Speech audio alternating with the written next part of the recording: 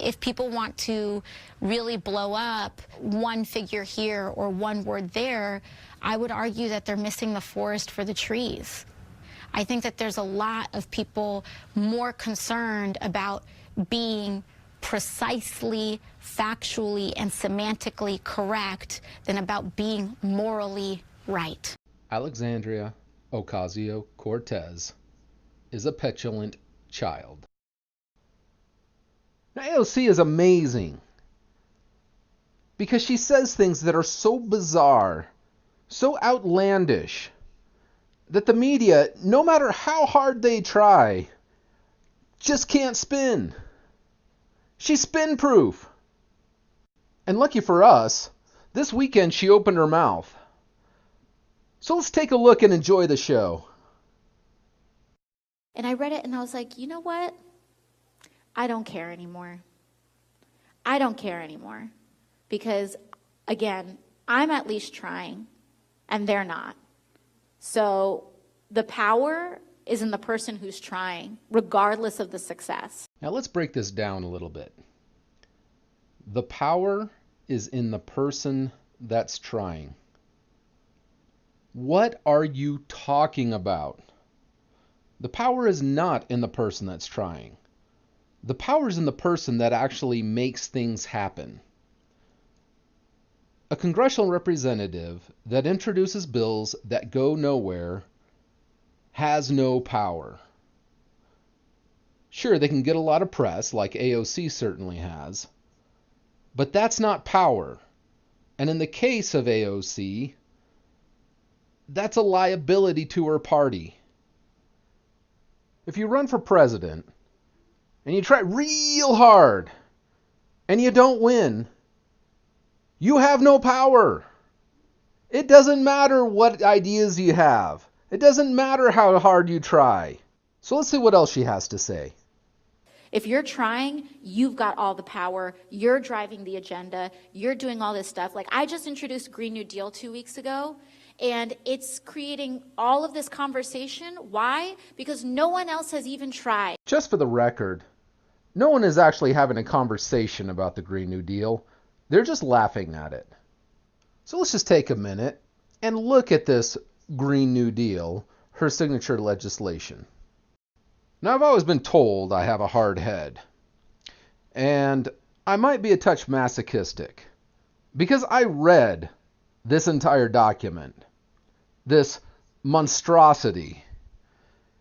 Now, to save you guys from going through the same torment that I did, I'm going to break it down for you and just give you the highlights. Now, for the record, I'm not a climate change denier. I do think there's such a thing as climate change, and mankind has had some effect on it.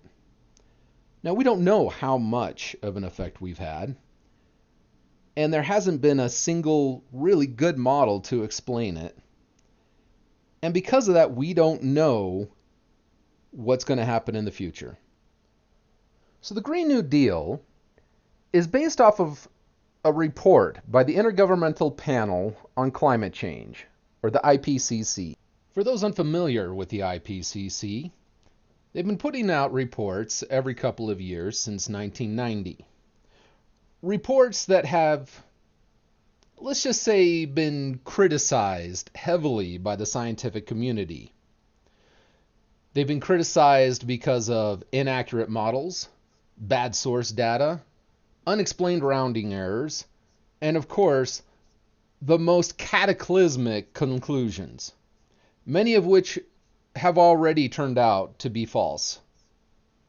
In other words, we're starting from a bad premise already. And the writers of the Green New Deal take this already bad information and somehow conclude that if we don't prevent the globe from going up in temperature by 1.5 degrees, we're all going to die.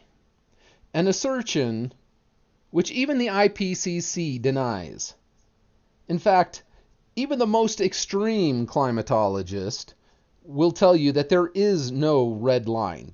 There is no point of no return. This is a false assumption. So what is AOC's solution to this made-up crisis? Well, let's take a look. So number one, ensure that any infrastructure bill considered by Congress addresses climate change. So if the Pentagon needs to build a shed to house lawnmowers because it's out of room for lawnmowers, they have to address how it's going to affect climate change. Yeah, that seems perfectly logical. Number 2, upgrading all existing buildings in the United States and building new buildings to achieve maximum energy efficiency, water efficiency, safety, affordability, comfort, and durability, including through electrification. So every building in the United States needs to be upgraded. Number 3, 100% of the power demand in the United States must be met through clean, renewable, and zero-emission energy sources. All right, just for reference, 20% right now of U.S. energy is through renewable sources. So that means within 10 years, we have to completely overhaul the entire U.S. energy grid. Now, as a side note, we don't even have the technology to extract that much energy through these green sources, and those backing this legislation refuse to use nuclear power. So not only is it impractical, as of right now, it's impossible. Number 4, just in case you didn't think it couldn't get any worse, guaranteed higher education, so guaranteed college, and guaranteed union jobs with, quote, family-sustaining wages, whatever that's supposed to mean. These are just the highlights. There's plenty more in this document that you can laugh at. It's so bad, in fact, that Mitch McConnell decided to call Democrats' bluff and call this to a vote. And what was the Democrats' reaction? Whoa, whoa, whoa, whoa, whoa, you can't possibly expect us to vote on this. That would actually put us on record. We can't have that. But that's just all a tangent. Let's actually get back to what AOC said. No one else has even tried. So people are like, oh, it's unrealistic. Oh, it's vague. Oh, it doesn't address this little minute thing. And I'm like, you try. You do it. Right. Because you're not. Because you're not. So until you do it, I'm the boss. That's How about that? You heard it here. Are you kidding me? Do you know who says I'm the boss? Anybody but the boss. Because the boss is too busy telling other people what to do. The only person saying I'm the boss is somebody with the superiority complex, but doesn't have the power to actually enact any real change or make anybody do anything. I think a lot of us remember as kids having a sibling or friend say something domineering or making us do something and reacting by saying, "You're not the boss of me." Well, guess what? We were right. I think I know why she says things like this. By now, her party realizes that everything she says is pure garbage. So when they meet together, in whatever meetings they do, she says something, they smile and nod, and then just kind of wave and say, all right, go back to the corner. The adults are talking now. Let's take a look at another video that came out this weekend featuring our favorite congressperson. We're screwed on climate. Like, I'm sorry to break it to you. If we do nothing, there is no hope. Really? I'd say she's being hyperbolic, but she actually believes this crap. Period. When it comes to climate in particular, we're actually screwed. There is a global threat to the planet. A global threat. And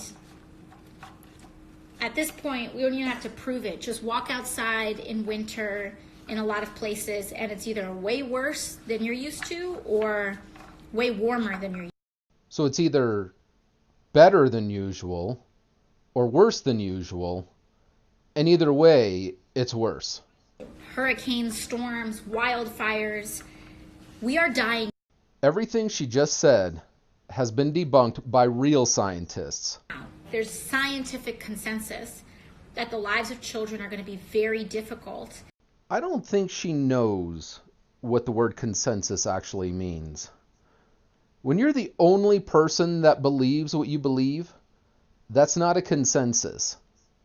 No scientist believes that children are worse off now than they were before, or that their futures are worse off.